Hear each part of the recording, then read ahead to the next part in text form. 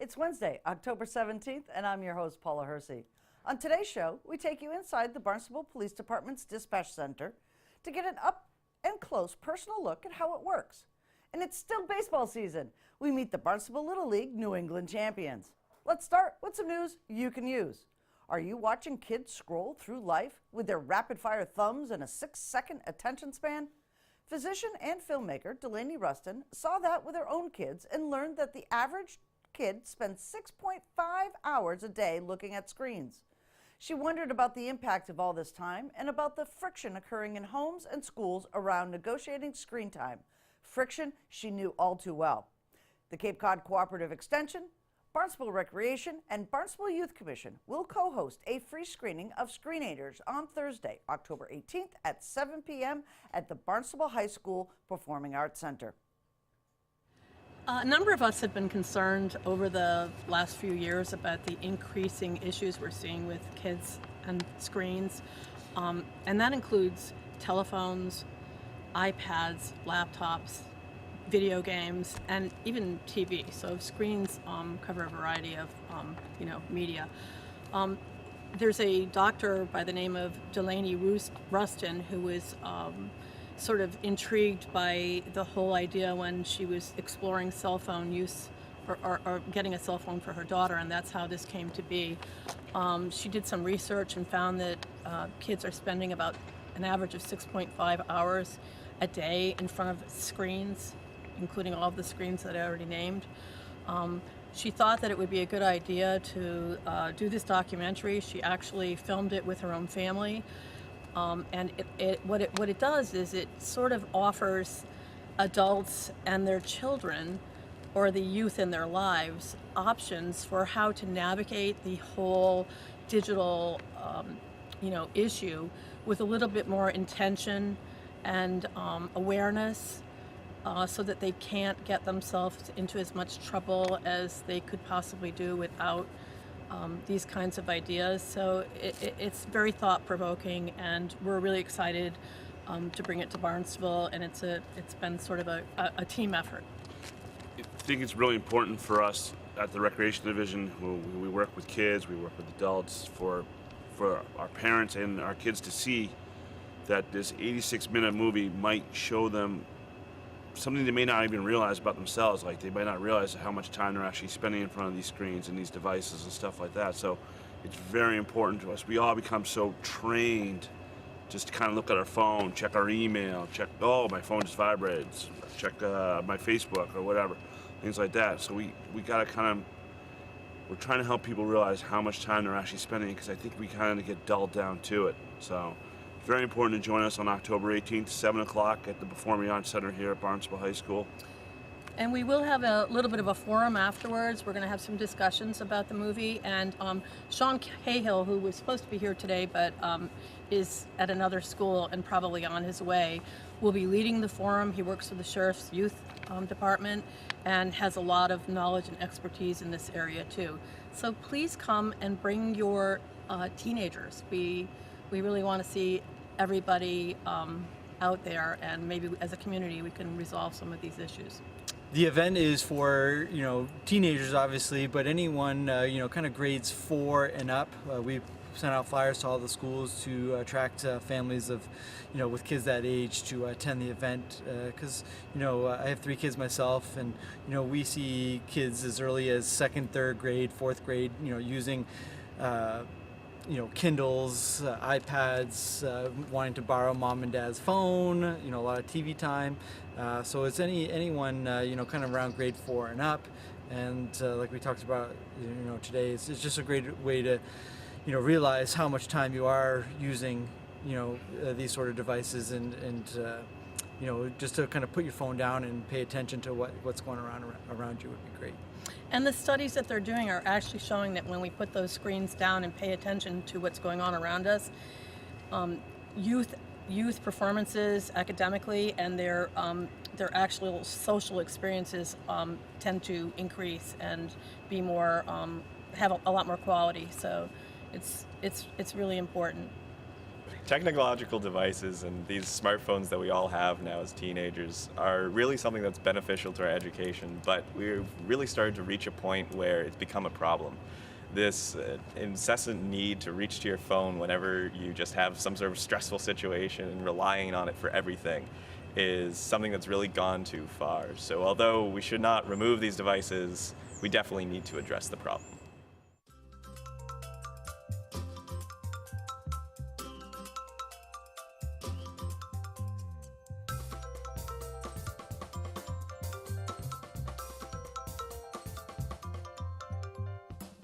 We bring you an inside look at the new dispatch center at the Barnstable Police Department and its combined function with the Hyannis Fire Department.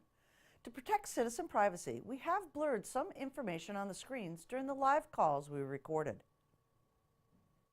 Today, Channel 18 will take you on a tour of the dispatch at Barnstable Police Department.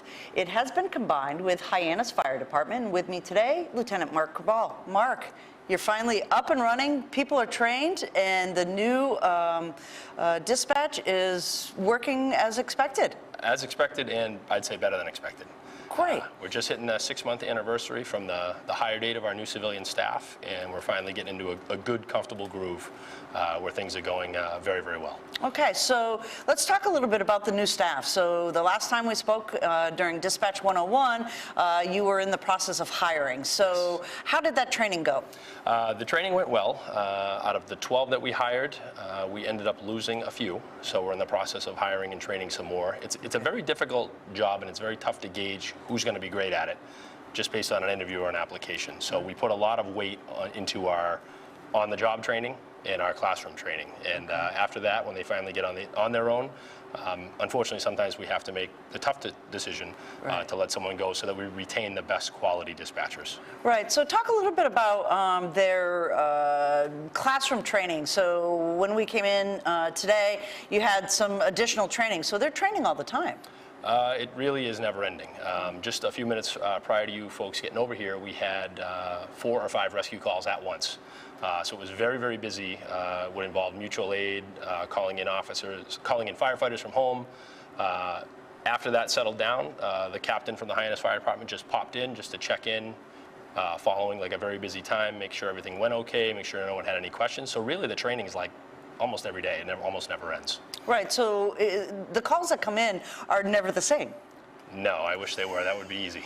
Right. So talk a little bit about the facility itself. You have screens everywhere, you have keyboards, there's a lot of equipment in there. Detail some of what that equipment does. Sure. So when we get into the dispatch center, it's made up of 4 different main positions, and all 4 of those are staffed by dispatchers, or in some events we'll bring 1 police officer in there as well, depending on the staffing needs of that time of day or year. But at each of those seats, it's set up with a total of 7 monitors. There's a lot going on, and each of those monitors is a 24-inch monitor, so it can hold multiple windows. They could easily have 10 or 15 Microsoft-type windows open that they're working with at any given time. One of the monitors is strictly for the radio system, 2 are dedicated strictly to the state 911 system, and then the other 4 is where we pile in everything else that we have to do. And it's everything from dispatch software to plain old Google Maps that everyone uses at home, and the town website, property lookups. We utilize every single thing that we can get our hands on to grab information from when we're working these calls. Okay. All right, so this is one of our 4 positions. They're all basically set up exactly the same way like I was talking about. And if you just back up a little bit, Ross, here, I just want to show them all the different monitors that we have. So this one over here on the left strictly controls our radio systems. You see the blue boxes, those are our police channels, and all those red boxes are fire channels. The gray down the bottom, we actually now have all the local UHF. We have the stuff like at the high school, the community college, the hospital. We have a ton of different resources that we get in here now that we didn't before the merger. These 2 screens over here, this is our 911 mapping. So what you'll see on the bottom is basically the call control screen that's going to give us a layout of everything that's going on at any given time. And then on the top, if you can toggle, Ross, can you toggle through a couple of calls? That's what the mapping looks like when a call comes in. That particular call there is a landline call. I believe that was a transfer from, what do we got there? Oh, that was, okay, so that was a landline call from 89 Lewis Bay Road in Hyannis that we just had a little while ago for a medical issue. You can tell All the information comes up when these phones ring. We can tell right away that it's a landline, and when we know it's a landline, then we know it's completely accurate. If it was a cell phone, it would give us some of that accuracy data that I was telling you about. Moving over to these screens here, this one up in the top right, this is what we call our emergency medical dispatch cards. Okay, so when someone calls in, let's say it's a heart attack type situation with a lay person, there's no medical person on site, we are able to, by clicking through some of these boxes, you'll see here we can pick what's wrong, and then from there we can transition right to a CPR instruction or any other type of medical instruction that will help the patient prior to the ambulance getting there. So we have a lot of different ways with that, and it's set up. It's very, very scripted. So it's regulated, scripted. There's really no kind of going on your own here. We have it set up with these dispatches. We've set them up for success with that. Okay. The bottom two screens here, you see, these are the computer dispatch screens for the police side of the work. This is where all the calls get entered. That one there is all of the calls that are going on right now. So if you're looking at the road, to give you an example today, 6, 7, 8, 9, 10, 11, there's about 13 police officers that are working just patrol right at this very moment, and about half of them are busy tied up on calls. And we've got everything going on from car stops to a security ramp check of the airport to an assault out in the outer sectors and checking on some homeless activity on school property over at Hyannis West. So you can see we're doing a little of everything, and all of that stuff gets fielded right through here in the dispatch center. Excuse me. This one keyboard and mic kind of controls everything. Kind of controls everything. We have 4 different speakers, so we can listen to literally 4 different radio channels at any given time. And then the 911 phone, the business phones, and that pretty much sums up everything that's at this one position here. Of the 3 shifts, I would say that the day and the evening shift, probably up until about 8 or 9 p.m. are the busiest times of the day. The midnight shift, we get very, very busy for the first few hours. Then we have kind of a lull, and then when people start getting out and get back to work, around 6 a.m., we get pretty busy again. But overall, we can count on it being busy almost the entire day. And when the 4 to 12 shift comes in, they can count on being pretty busy right through about 8 or 9 p.m. And you have some lulls here and there. And again, it's just tough to judge. The fire dispatch position could be slow all night, like literally no calls on any given night. And then we could have 5 different calls going on at once, which would involve bringing in outside resources. Right. So it's tough to gauge. Our busiest night of the week, our busiest day of the week, typically a Tuesday. Really? Good luck explaining that. I don't know the facts behind it, but I can tell you that it feels like it, and the stats back it up. So it is. I typically work the midnight shift. When I come in on any given night, this cell block is at least half full, and these guys have had a full day of work. I can tell that they're exhausted. My goodness. Yeah. Tuesdays. Who would have known? So going back to if there's a mass incident, how does this get broken down? So, for example, there's a 3-alarm fire, there's mutual aid and those types of things that happen. What happens in this situation here when there's multiple calls coming in for the same event? Absolutely. So typically we have this one position that's handling the fire end of it, usually on their own. If we had a 3-alarm fire, that's gonna require 2 different people to handle that. So this entire front half of the room, we would just dedicate to the 3-alarm fire and everything that goes with that. We have a supervisor that would step in and make sure they're in here for that entire time. They basically normally float between these few rooms here, but they're gonna be in here helping. And we also actually, fortunately for us, for the first year, we have an agreement with Hyannis Fire that if we did get into one of those situations, they have somebody that's ready to respond from home to come right in here and assist us. So that's just part of our training. That wouldn't be a long-term thing, but we do have that set up for right now. So there's no real increase in staff. Everyone just has to step up their game, and then we kind of dole out the roles a little bit. Okay. Let's see what we have going on here. We have a 911 call here. A dislocated knee. All right, so just hold on a second. I'm going to get an ambulance started to you, okay? 9 years old. Is she able to talk okay? And it's the Cape Cod Academy, Cheer Academy. Ambulance 2, medical. Melissa Solomon, what's your phone number? Ambulance 2, medical. 26 Playhouse. 27. 150 So what you heard there, I'll just kind of talk over them a little bit, was the automated dispatch for Hyannis Fire. So all of the Hyannis Fire people that are working right now, they heard that on their radios, and it gets blared over the speakers at the station, and they, as we speak, are running to the ambulance. So the next part for the dispatcher here is he's going to go over to the medical cards and just see if there's anything they need. In this case, a minor sports injury at a cheer academy. There's probably not a whole lot for him to do, but he's just going to make sure. Okay. Okay? You're welcome. So that's a routine medical call for Hyannis Fire in its entirety right there. Excellent. Now, you talk about, some of the other resources that you have to use. Property lookup. So Barnstable's a fairly big town with Yes. lots of nuances in the villages. Absolutely. These dispatchers may not be from Barnstable? That has been definitely one of the toughest things to overcome in training. We're not gonna not hire someone because they're not from here, Right. okay? Because we have very, very qualified people applying. So we really push extra training with those people that maybe didn't grow up here. I'll put them out on ride-alongs. I'll have an officer take them literally to every little nook and cranny, stuff that's called weird names, big public venues, and make sure they know, make sure the big apartment complexes that are called different names, they kind of can visualize what they're sending people to. Okay. And they'll get out there and say, oh, wow, this place really is like 100 units. Wow, this is a big deal. So now, forever, they've got that vision in their head. We have one dispatcher that's from Rockland who really has little to no experience on the Cape. So he's coming along very, very nicely. I put him out on a few extra ride-alongs. And it's, again, using all those resources. Right. And the property lookup piece of it, that just gives them, the different pieces of the neighborhood?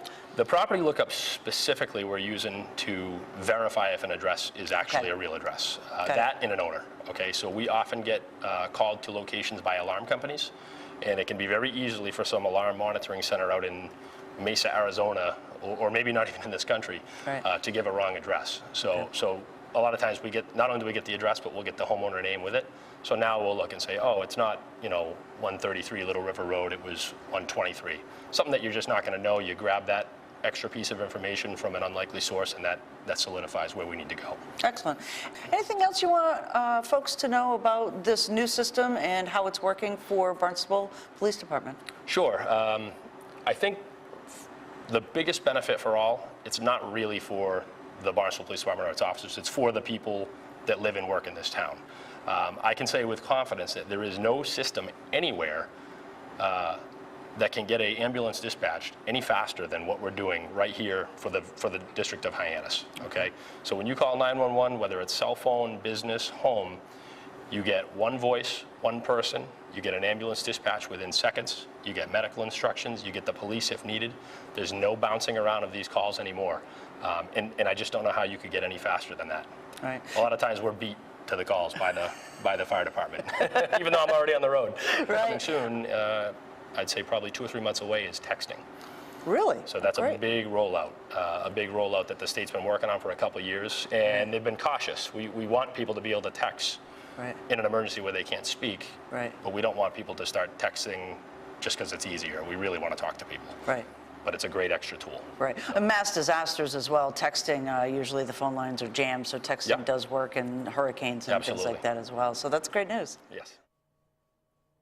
It was a summer to remember for the Barnstable Little League 10 and under.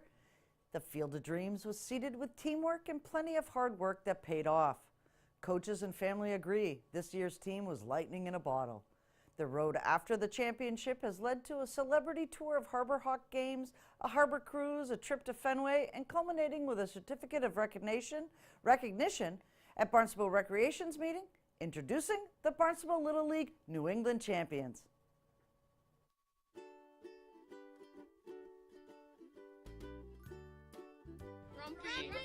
Thank you.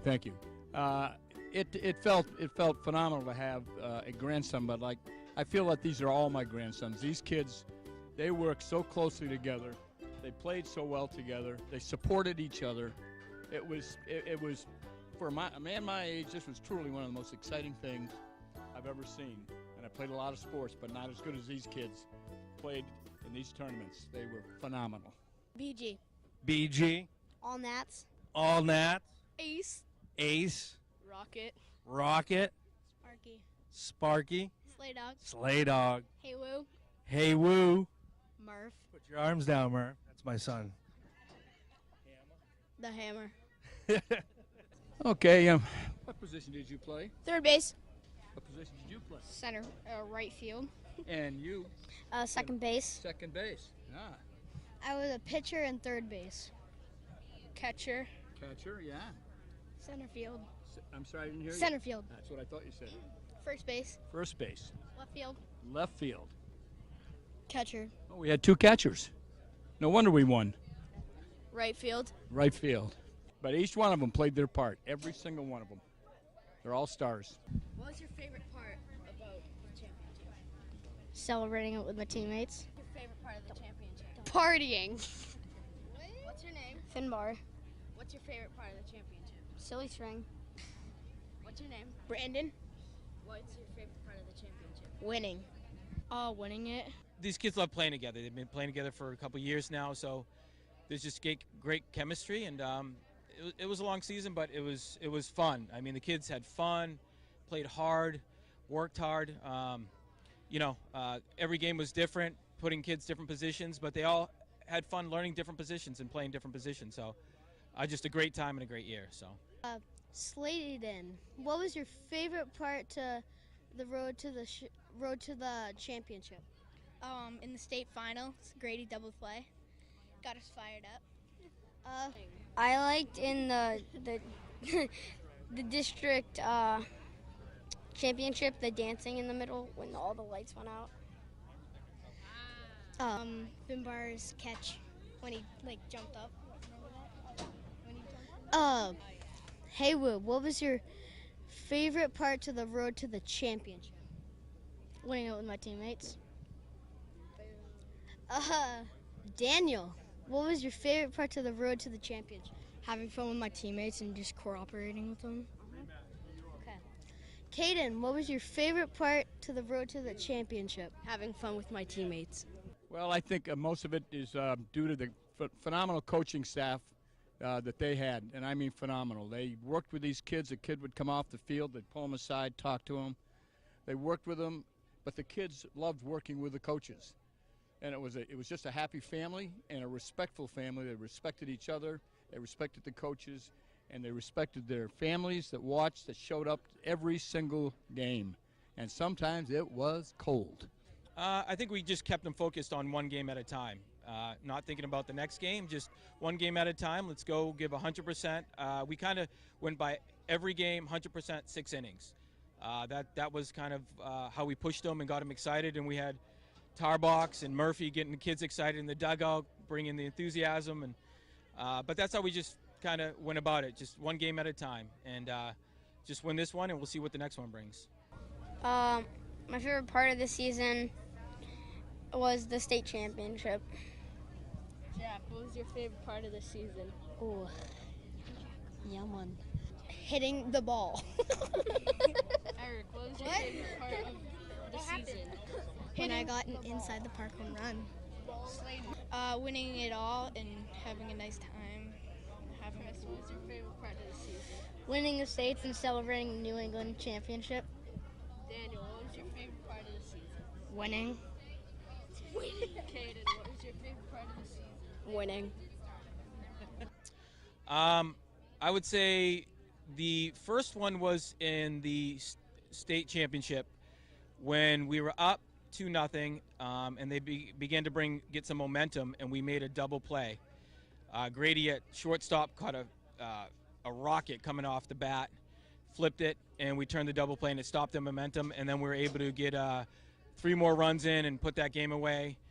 And then going into the New England's, it was just coming off, getting the bats going. Once the kids, I think, started hitting, our defense was always pretty much there, but once they started hitting, it was a matter of time when they started getting on base. We knew that, once they opened it up, there was no stopping them. So just one game at a time, and once they started scoring runs, it's hard to stop them. Yeah, we're very proud of these guys, and they went all the way and beat a lot of teams pretty handily. I would say teamwork and unity, playing together and working hard. I think probably the biggest takeaway would be with hard work, you can accomplish anything, because that's what they did. They worked hard. Every game, every practice, they just worked hard, and it paid off.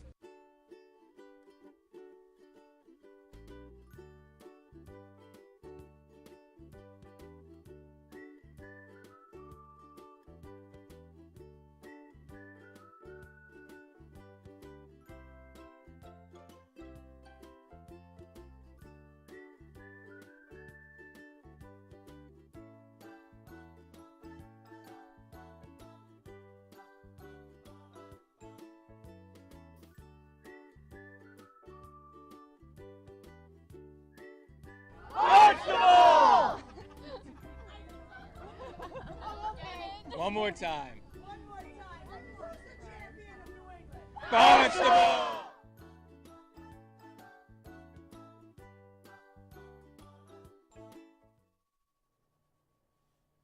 Comments, suggestions, accolades? Connect with us on Facebook and Instagram, email us, or send us an old-fashioned note by carrier pigeon. Channel 18 works. For you, I'm Paula Hersey, and thank you for watching Barnstable Today.